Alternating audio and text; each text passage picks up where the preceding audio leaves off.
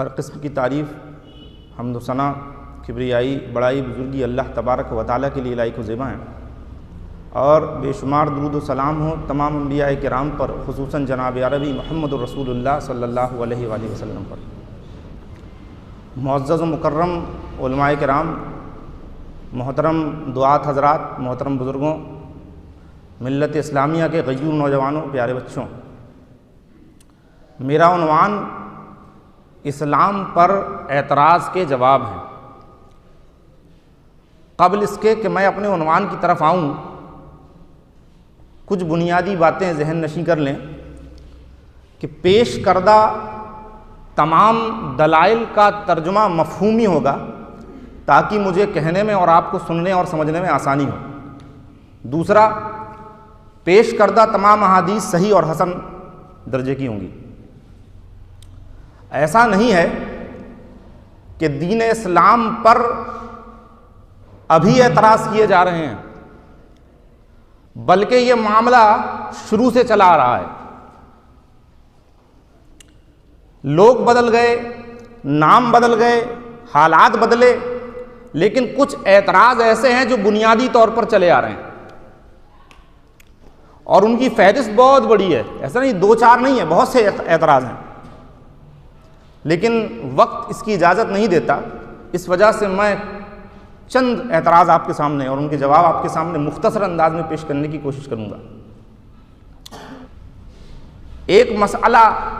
جو بار بار اٹھایا جاتا ہے، نیشنل ٹیلی ویژن پر اٹھایا جاتا ہے، سوشل میڈیا میں اٹھایا جاتا ہے، یوٹیوب چینلز میں اٹھایا جاتا ہے، جو مخالفین ہیں اسلام کے، وہ کہتے ہیں تقدیر کا مسئلہ۔ اللہ تبارک و تعالیٰ نے جب ساری چیزیں لکھ دیں، سب کچھ طے ہو چکا ہے کہ ایسا ہوگا، ایسا ہوگا، ایسا ہوگا، تو پھر بندے کی گرفت کیوں ہو رہی ہے؟ پہلے طے کر دیا گیا کون جنت میں جائے گا، کون جہنم میں جائے گا، کون اچھے اعمال کرے گا، کون برا کام کرے گا۔ جب یہ ساری چیزیں طے ہیں، جب یہ پہلے سے طے کر دیا گیا ہے، تو بندے کی گرفت کس بات پر ہو رہی ہے؟ یہ اعتراض ہے۔ اور اسے مضبوطی دینے کے لیے کچھ لوگوں نے بہت سے دلائل پیش کی ہیں، جس میں دو حدیثیں صحیح بخاری کے اندر موجود ہیں، وہ آپ سن لیں۔ پہلی حدیث، عن طاووس قال سمعت ابا ہریرہ رضی اللہ تعالی عنہ یقول قال رسول اللہ صلی اللہ علیہ وسلم احتج آدم وموسیٰ فقال موسیٰ یا آدم انت ابونا خیبتنا واخرجتنا من الجنہ فقال له آدم انت موسیٰ اصطفاک اللہ بکلامہ وخط لک بیدہ اتلومنی علی امر قدر اللہ علی قبل ان یخلقنی باربعین سنہ فقال النبی صلی اللہ علیہ وسلم فحج آدم موسیٰ فحج آدم موسیٰ۔ صحیح مسلم کی روایت ہے۔ راوی حدیث حضرت ابو ہریرہ رضی اللہ تعالیٰ عنہ ہے،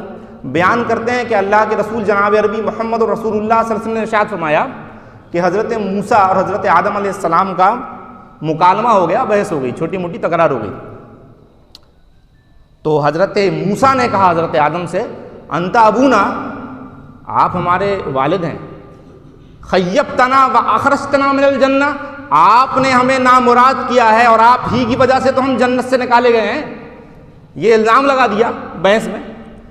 حضرت آدم علیہ السلام نے کہا انت موسیٰ اصطفاک اللہ بکلامی، آپ موسیٰ ہیں جن سے اللہ تبارک و تعالیٰ کلام کیا کرتا تھا، وخط لک بیدہ، اور آپ کے لیے اپنے دست خاص سے کتاب لکھی ہے، تورات لکھی ہے، اتلومنی علی امر،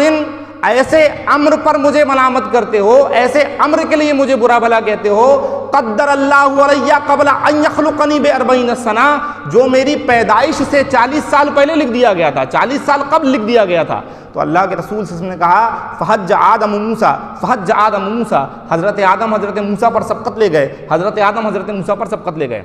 یہ مخالفین کا پہلا اعتراض کیا ہے بتاتا ہوں۔ اب دوسری حدیث دیکھ لیجئے۔ عن عبد اللہ رضی اللہ تعالیٰ عنہ قال حدثنا رسول اللہ صلی اللہ علیہ وسلم وهو الصادق المصدوق